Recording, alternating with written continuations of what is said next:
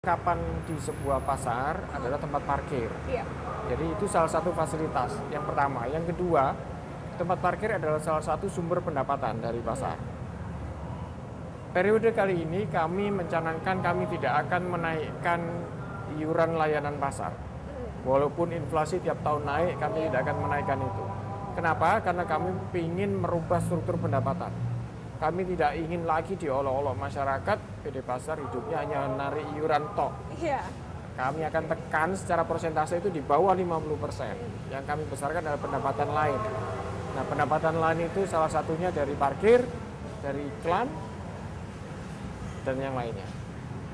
Dan mengenai masalah kenyamanan yang sudah PD Pasar lakukan dan adakan ini, Pak. Bagaimana Bapak menanggapi jika masih ada masyarakat yang mengkomplain masalah kenyamanan? Iya, Mbak. Setiap komplain, saya yakin sampai kapanpun komplain akan selalu ada. Dan kami anggap itu adalah kritik yang membangun. Dan kami tetap akan perhatikan komplain tersebut. Sebisa mungkin kami perbaikin. Misalkan kebersihan, ya kami terus meningkatkan standar kebersihan. Kalau kita bicara standar kebersihan 6 langsung dinaikkan jadi 9, mungkin jadi termehe-mehe. Kami naikkan jadi 7 dulu.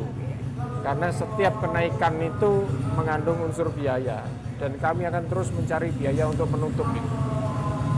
Saya sempat mendengar berita bahwa sekarang PD Pasar dengan DPR sedang ada permasalahan, masalah revitalisasi. Sebenarnya apa yang terjadi nih, Pak? Saya tidak merasa ada permasalahan karena hubungan kami dengan DPRD, terutama Komisi B, fine-fine aja, baik-baik aja. Tentang revitalisasi pasar, kita juga terus melakukan revitalisasi pasar, tetapi dengan kekuatan sendiri. Artinya kalau satu kali revitalisasi pasar besar itu kita butuh puluhan miliar, sekarang kalau cuma 3 miliar kami lakukan sendiri. Kalau akan merevit 100 kios, kami lakukan bertahap, 50 kios, sehingga itu akan bergulir dengan kekuatan sendiri. Kenapa begitu? Sebenarnya kalau investor, banyak investor yang bersedia masuk ke PD Pasar, tetapi kami amanat dari pemegang saham, coba dengan kekuatan sendiri, supaya kos yang dibebankan ke pedagang tidak terlalu besar. Mengenai pendapatan yang tadi Bapak bicarakan, pendapatan seperti apa yang selama ini pasar sudah dapatkan dan Bapak menanggapi mengenai pendapatan pasar selama ini bagaimana, Pak? Iya, struktur pendapatan kami itu 58% dari iuran dari pedagang. Itu dalam waktu 2 tahun, ini sudah berjalan 1 tahun, artinya 1 tahun lagi dia harus di bawah 50%. Di bawah 50%.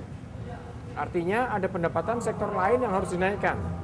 Nah, kami akan menambah beberapa titik iklan yang bisa untuk mendongkrak pendapatan dari sisi lain, ditambah dengan pengelolaan parkir. Saya kembali lagi dengan masalah karyawan nih, Pak, ya. Berapa jumlah karyawan saat ini, Pak?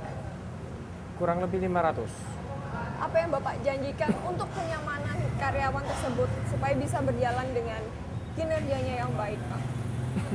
Ya, sebenarnya karyawan itu kalau saya menyebutkan ada trisula kesejahteraan karyawan. Pilarnya ada 3.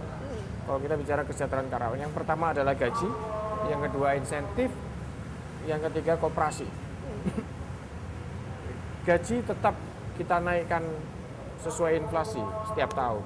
Ada kenaikan gaji. Kemudian insentif bagi karyawan yang berprestasi kita berikan insentif. Satu lagi yang kami akan besarkan adalah koperasi karyawan.